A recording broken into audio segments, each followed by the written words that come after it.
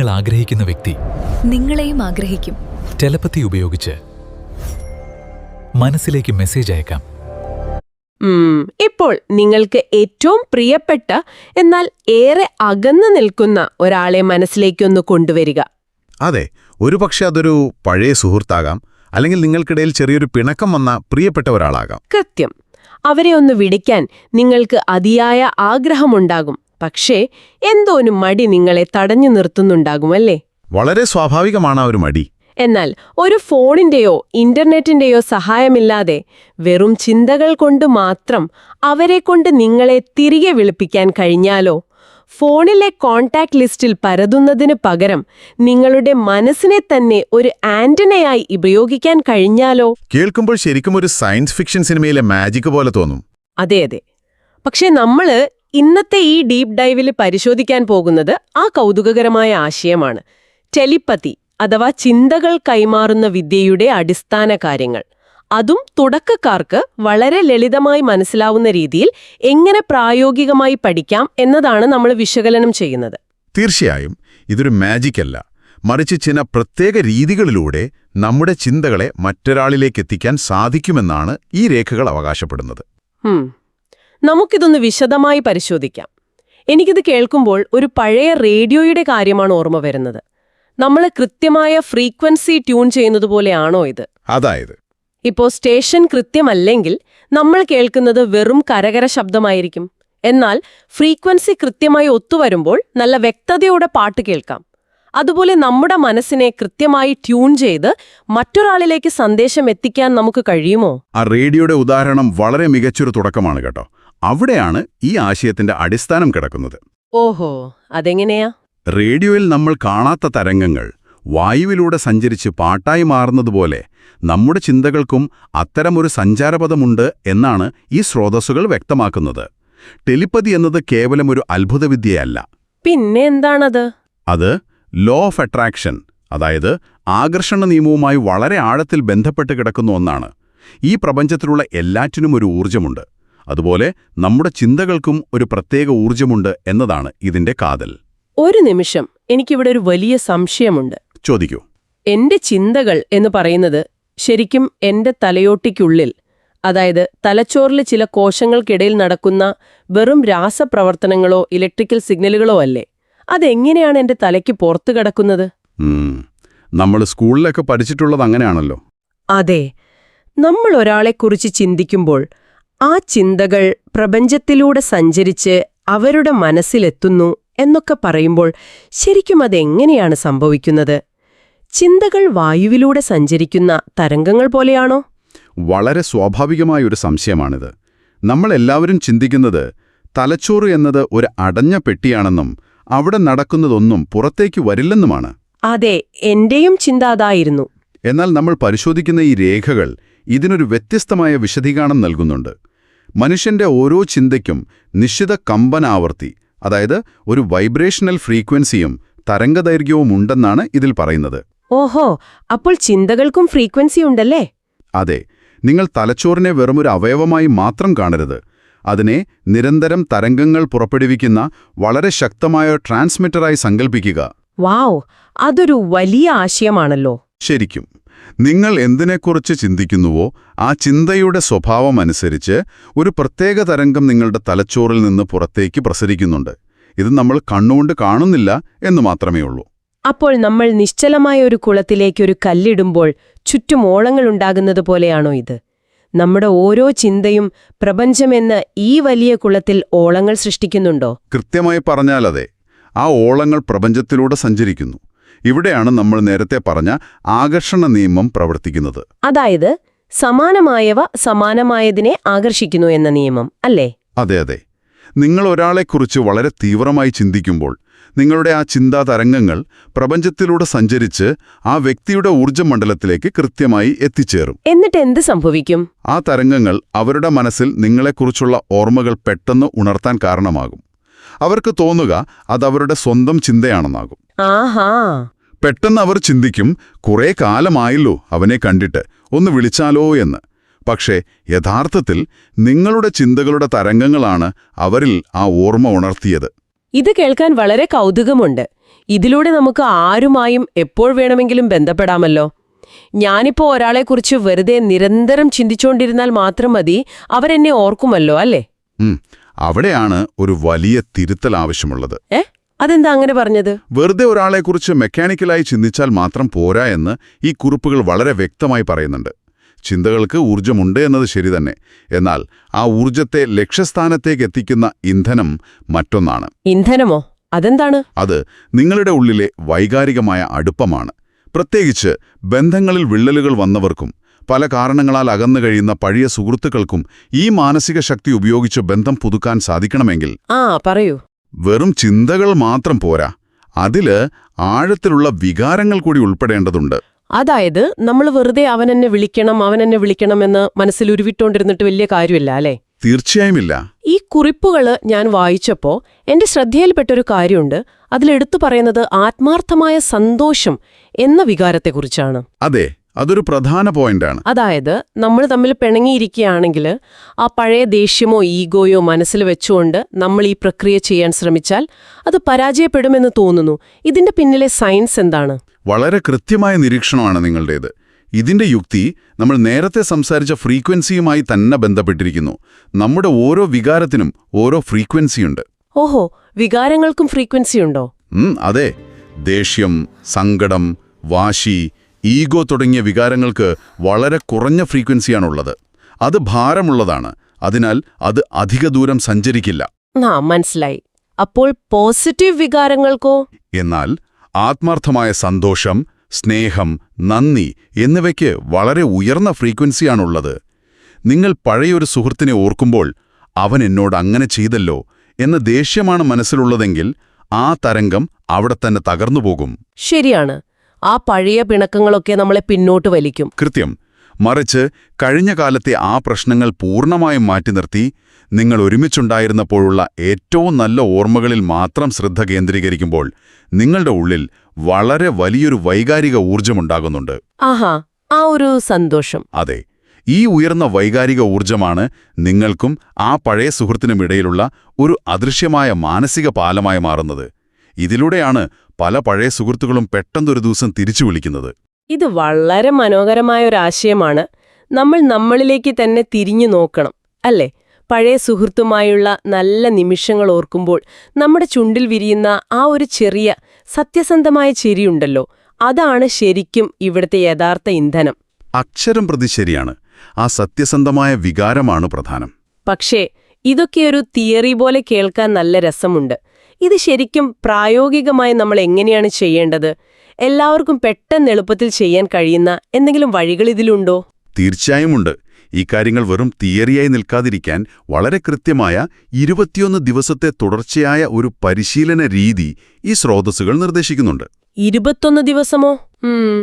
ഇത് ദിവസത്തിലെ ഏത് സമയത്താണ് ചെയ്യേണ്ടത്?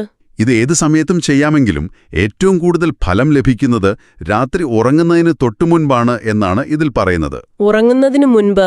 അതെന്തുകൊണ്ടങ്ങനെ? കാരണം ആ സമയത്താണ് നമ്മുടെ ബോധമനസ്സ് പതുക്കെ വിശ്രമത്തിലേക്ക് മാറുകയും ഉപബോധ മനസ്സ് കൂടുതൽ സജീവമാവുകയും ചെയ്യുന്നത്. അതെ, അത് വളരെ യുക്തിസഹമാണ്. പകൽ മുഴുവൻ നമ്മുടെ തലച്ചോറിൽ പലതരം ചിന്തകളുടെ വലിയൊരു ബഹളം തന്നെയാകുമല്ലോ. ജോലി, യാത്ര, മറ്റു പ്രശ്നങ്ങളൊക്കെ ആയിട്ട്. അതെ അതെ. എന്നാൽ രാത്രി ഉറങ്ങാൻ കിടക്കുമ്പോൾ ആ ബഹളങ്ങളൊക്കെ അടങ്ങുന്നു. അപ്പോ ഈ 21 ദിവസത്തെ പരിശീലനത്തിൽ എന്തൊക്കെയാണ് നാം ചെയ്യേണ്ടത്? ഈ രേഖകളിൽ 4 പ്രധാന ഘട്ടങ്ങളാണ് പറയുന്നത്. അതെ, നമുക്കത് ഓരോന്നായി നോക്കാം.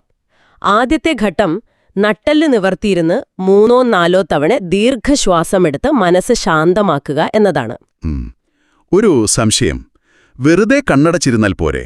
ഈ ശ്വാസമെടുക്കുന്നതിന് ഇതിൽ ഇത്രയധികം പ്രാധാന്യം നൽകുന്നതെന്തിനാണ്? ദീർഘശ്വാസമെടുക്കുക എന്നത് നമ്മുടെ നാഡീവ്യവസ്ഥയെ ശാന്തമാക്കാനുള്ള ഏറ്റവും എളുപ്പമുള്ള വഴിയാണ്. നമ്മൾ എപ്പോഴും ഒരു തരം തിരക്കിലാണല്ലോ. ശരിയാണ്, എപ്പോഴും എന്തെങ്കിലും ഓട്ടത്തിലായിരിക്കും.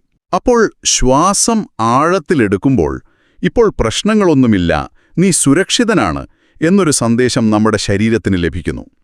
അവിടെയാണ് മാനസികമായ വ്യക്തത അഥവാ ക്ലാരിറ്റി ലഭിക്കുന്നത്. ഓഹോ, അപ്പോൾ മാനസിക വ്യക്തത നിലനിർത്താനാണ് ഈ ശ്വാസമെടുക്കുന്നതല്ലേ? അതെ. മനസ്സ് ശാന്തമാകാതെ വെറുതെ ചിന്തകളെ പിടിച്ചു നിർത്താൻ ശ്രമിച്ചാൽ അത് കൂടുതൽ പ്രശ്നങ്ങളുണ്ടാക്കുകയുള്ളൂ. തെളിഞ്ഞ വെള്ളത്തിൽ മാത്രമേ പ്രതിബിംബം കാണാൻ കഴിയൂ എന്നതുപോലെ ശാന്തമായ മനസ്സിൽ മാത്രമേ കൃത്യമായ സന്ദേശം രൂപപ്പെടുത്താൻ കഴിയൂ. അത് വളരെ വ്യക്തമായി. ശരി, അപ്പോൾ നമ്മൾ ശാന്തമായി ഇരുന്നു. രണ്ടാമത്തെ ഘട്ടമായി ഇതിൽ പറയുന്നത് കണ്ണുകൾ അടച്ച് നമ്മൾ ആശയവിനിമയം നടത്താൻ ആഗ്രഹിക്കുന്ന വ്യക്തിയുടെ സന്തോഷമുള്ള മുഖം മനസ്സിൽ വളരെ വ്യക്തമായി കാണുക എന്നതാണ്. അതെ, അവരുടെ ചിരിക്കുന്ന മുഖം മനസ്സിൽ കൊണ്ടുവരിക. എന്നിട്ട് മൂന്നാമതായി അവരുമൊത്തുള്ള നല്ല നിമിഷങ്ങൾ ഓർത്തെടുക്കുക.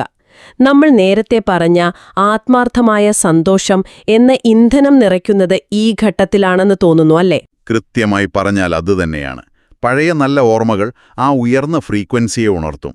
ഇനി നാലാമത്തെ ഘട്ടമാണ് വളരെ പ്രധാനം.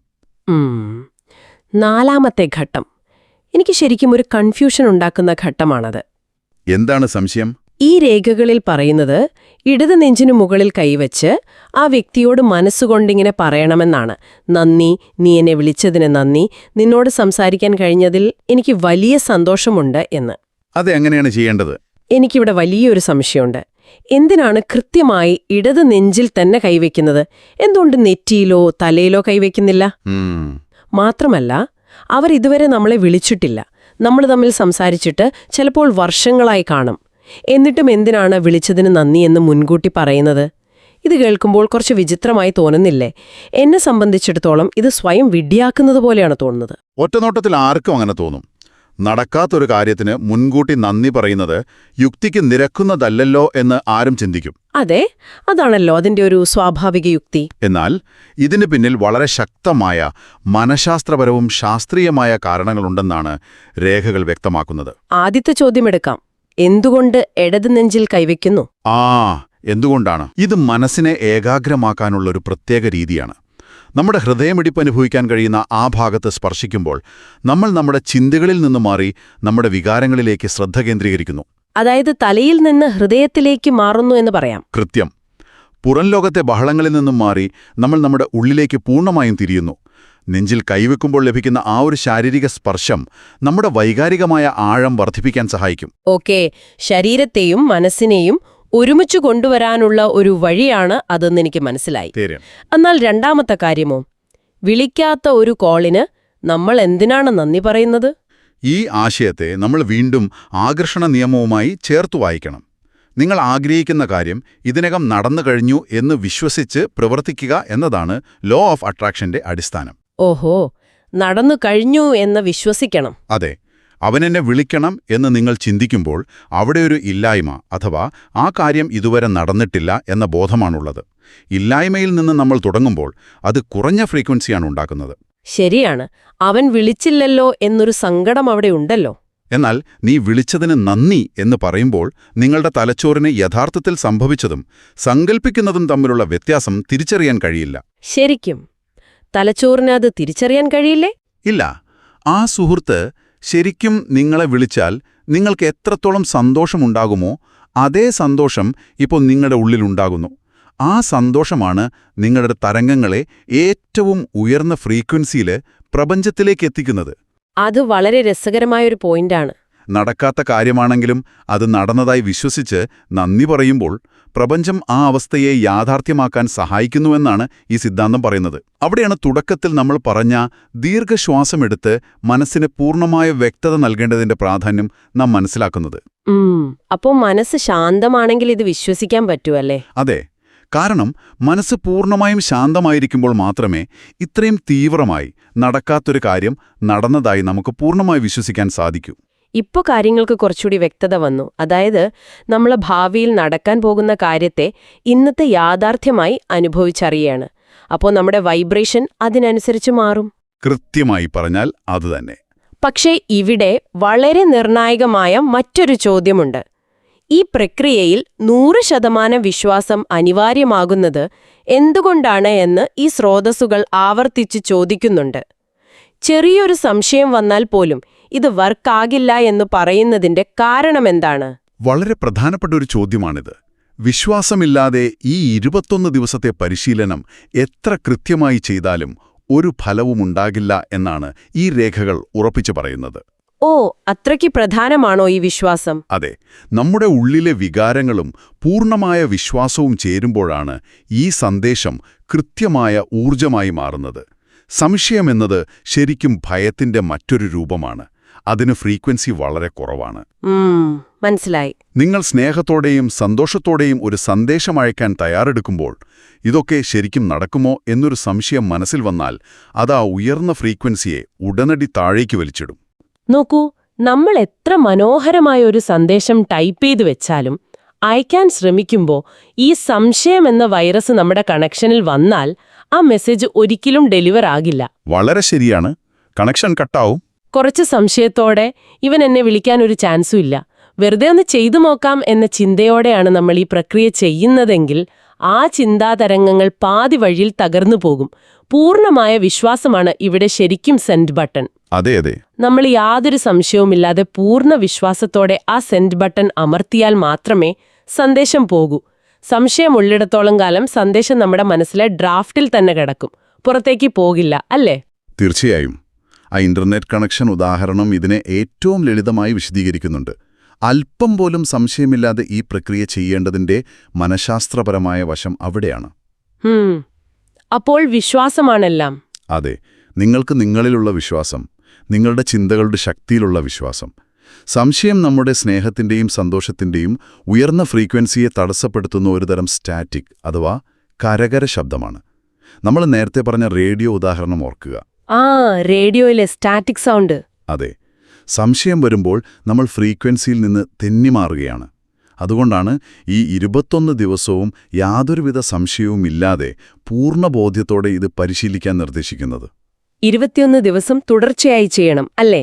അതെ, നിങ്ങൾ ആത്മാർത്ഥമായി ആഗ്രഹിക്കുകയും ആ വ്യക്തിയോടുള്ള നല്ല ഓർമ്മകളിൽ സന്തോഷം കണ്ടെത്തുകയും അത് സംഭവിക്കുമെന്ന് 100% വിശ്വസിക്കുകയും ചെയ്യുമ്പോൾ അത്ഭുതങ്ങൾ സംഭവിക്കുന്നു എന്ന് പല അനുഭവസ്ഥരും സാക്ഷ്യപ്പെടുത്തുന്നതായി ഈ സ്രോതസ്സുകളിൽ കാണാം. ശരിക്കും ആളുകൾക്ക് അങ്ങനെ അനുഭവങ്ങൾ ഉണ്ടായിട്ടുണ്ടോ? ഒരുപാടുണ്ട്. പലർക്കും വളരെ പെട്ടെന്ന് തന്നെ, ഒരുപക്ഷെ ഒരാഴ്ചയ്ക്കുള്ളിൽ തന്നെ, വർഷങ്ങളായി അകന്നുപോയ പഴയ സുഹൃത്തുക്കളിൽ നിന്നോ പ്രിയപ്പെട്ടവരിൽ നിന്നോ കോൾ വരുന്ന അനുഭവങ്ങളുണ്ടാകുന്നുണ്ട്. ഇത് ആ പൂർണ്ണ വിശ്വാസത്തിന്റെ ശക്തി കൊണ്ടാണെന്നാണ് അവർ വിശദീകരിക്കുന്നത്. ഇത് ശരിക്കും ആശ്ചര്യപ്പെടുത്തുന്ന ഒന്നാണ്. അപ്പോൾ ഇന്ന് നമ്മുടെ ഈ ചർച്ച കേൾക്കുന്ന ആർക്കെങ്കിലും നിങ്ങളുടെ ജീവിതത്തിൽ പ്രിയപ്പെട്ട ആരെങ്കിലുമായി വീണ്ടും സംസാരിക്കണമെന്നോ ബന്ധം പുതുക്കണമെന്നോ ആഗ്രഹമുണ്ടെങ്കിൽ ഇതൊന്ന് തീർച്ചയായും പരീക്ഷിച്ചു നോക്കാവുന്നതാണ്. തീർച്ചയായും പരീക്ഷിക്കാം. ഇതിൽ നഷ്ടപ്പെടാനൊന്നുമില്ലല്ലോ, കുറച്ച് നല്ല ഓർമ്മകൾ വീണ്ടും മനസ്സിലേക്ക് കൊണ്ടുവരാമെന്ന് മാത്രം. ഇന്നത്തെ ഈ അന്വേഷണത്തിൽ നമ്മൾ മനസ്സിലാക്കിയ പ്രധാന കാര്യങ്ങൾ ഒന്നുകൂടി ചുരുക്കത്തിൽ ഓർമ്മിപ്പിക്കാം. പറയാം. തലച്ചോറിൽ ഒതുങ്ങി നിൽക്കുന്നില്ല, മറിച്ച് പ്രപഞ്ചത്തിലേക്ക് സഞ്ചരിക്കുന്ന ഊർജമാണ്. ശരിയാണ്. വെറുതെ ഒരാളെക്കുറിച്ച് ചിന്തിച്ചാൽ പോരാ, അതിൽ വൈകാരികമായ ഊർജം അഥവാ പഴയ കാലത്തെ നല്ല ഓർമ്മകളിൽ നിന്നുള്ള ആത്മാർത്ഥമായ സന്തോഷം ഉൾച്ചേരണം.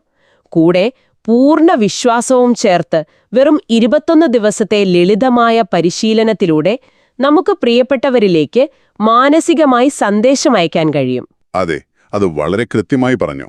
ഉറങ്ങാൻ പോകുന്നതിനു മുൻപ് മനസ്സ് ശാന്തമാക്കി അവർ ഇതിനകം വിളിച്ചു കഴിഞ്ഞു എന്ന് വിശ്വസിച്ച് നന്ദി പറയുക എന്നതാണ് ഇതിന്റെ ഏറ്റവും പ്രധാനപ്പെട്ട പ്രായോഗിക രീതി. നമ്മൾ എന്തിൽ കൂടുതൽ ശ്രദ്ധ കേന്ദ്രീകരിക്കുന്നുവോ അത് നമ്മളിലേക്ക് ആകർഷിക്കപ്പെടും എന്ന ആകർഷണ നിയമം ഇവിടെ കൃത്യമായി പ്രവർത്തിക്കുന്നു. അതെ, ഈ വിവരങ്ങളെല്ലാം നമ്മോട് പറയുന്നത് മനുഷ്യ മനസ്സിന്റെ അപാരമായ സാധ്യതകളെക്കുറിച്ചാണ്. നമ്മൾ വിചാരിക്കുന്നതിലും വളരെ വലുതാണ് നമ്മുടെ ഓരോ ചിന്തയുടെയും ശക്തി. അത് ശരിയാണ്, നമ്മളത് പലപ്പോഴും തിരിച്ചറിയുന്നില്ല. അതെ, ചിന്തകളെ വെറുമൊരു ശൂന്യമായ പ്രക്രിയയായി കാണാതെ അതൊരു ഉപകരണമായി അല്ലെങ്കിൽ മറ്റുള്ളവരുമായി ബന്ധം സ്ഥാപിക്കാനുള്ളൊരു പാലമായി മാറ്റാൻ ഈ അറിവ് നമ്മെ സഹായിക്കുന്നു. ആ ഊർജം മനസ്സിലാക്കി ശരിയായ രീതിയിൽ പോസിറ്റീവായി പ്രയോഗിക്കുന്നത് ജീവിതത്തിൽ ഒരുപാട് നല്ല മാറ്റങ്ങൾ കൊണ്ടുവരാൻ തീർച്ചയായും സഹായിക്കും. തീർച്ചയായും വളരെ അർത്ഥവത്തായൊരു ചർച്ചയായിരുന്നു ഇത്. എന്നാൽ ഈ വിവരങ്ങളെല്ലാം വിശകലനം ചെയ്തു കഴിഞ്ഞപ്പോൾ ഈ ചർച്ച അവസാനിപ്പിക്കുന്നതിന് മുൻപ് എനിക്കൊരു ചോദ്യം ചോദിക്കാനുണ്ട്. എന്താണ് ആ ചോദ്യം? നമ്മൾ തുടക്കത്തിൽ പറഞ്ഞ ആ പഴയ റേഡിയോയുടെയും പൂർണ്ണബോധ്യത്തോടെ മനസ്സുകൊണ്ട് മെസ്സേജ് അയക്കുന്നതിന്റെയും കാര്യം ഓർക്കുന്നുണ്ടല്ലോ?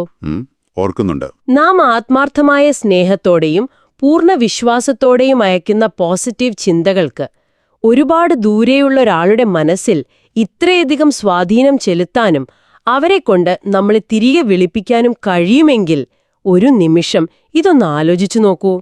ഉം. നാം പോലും അറിയാതെ, യാതൊരു ബോധവുമില്ലാതെ ദിവസം മുഴുവൻ നമ്മുടെ മനസ്സിലൂടെ കടന്നുപോകുന്ന നിഷേധാത്മകമായതോ ദേഷ്യം നിറഞ്ഞതോ ആയ സാധാരണ ചിന്തകളില്ലേ? അതെ, നെഗറ്റീവ് ചിന്തകൾ. റോഡിലെ ട്രാഫിക്കിൽ കിടക്കുമ്പോഴുള്ള ദേഷ്യം, ഓഫീസിലെ ടെൻഷൻ, മറ്റുള്ളവരോടുള്ള അസൂയ, ഇതൊക്കെ ഈ ചിന്തകൾക്കും സമാനമായ ഊർജമുണ്ടല്ലോ. അങ്ങനെയെങ്കിൽ ഇത്തരം നെഗറ്റീവ് ചിന്തകൾ നമുക്ക് ചുറ്റുമുള്ള ആളുകളിൽ, നമ്മുടെ കുടുംബത്തിൽ, സുഹൃത്തുക്കളിൽ എന്ത് തരത്തിലുള്ള സ്വാധീനമായിരിക്കും ഉണ്ടാക്കുന്നുണ്ടാവുക? അതൊരു വലിയ ചിന്താവിഷയം തന്നെയാണ്. അതെ, നമ്മൾ നിരന്തരം ഈ പ്രപഞ്ചത്തിലേക്ക് ഇത്തരം കരകര ശബ്ദങ്ങൾ അഥവാ സ്റ്റാറ്റിക് പുറത്തുവിട്ടുകൊണ്ടിരിക്കുകയാണോ? നിങ്ങളുടെ ചിന്തകൾ നിങ്ങളുടെ തലച്ചോറിൻ്റേത് മാത്രമല്ല, ചുറ്റുമുള്ള ഈ വലിയ പ്രപഞ്ചത്തിൻ്റേത് കൂടിയാകാം. ഇതൊന്ന് ആലോചിച്ചു നോക്കൂ. ശരിക്കും നമ്മളെ ഇരുത്തി ചിന്തിപ്പിക്കുന്ന ഒരു കാര്യമാണിത്. അതെ, ഈയൊരു തിരിച്ചറിവുണ്ടെങ്കിൽ നമ്മുടെ ചിന്തകളെ നമുക്ക് കുറച്ചുകൂടി ഉത്തരവാദിത്വത്തോടെ സമീപിക്കാൻ കഴിഞ്ഞേക്കാം.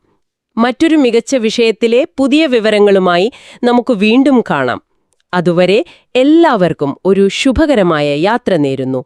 കുറേ നല്ല ചിന്തകൾ നിങ്ങളുടെ മനസ്സിലുണ്ടാകട്ടെ.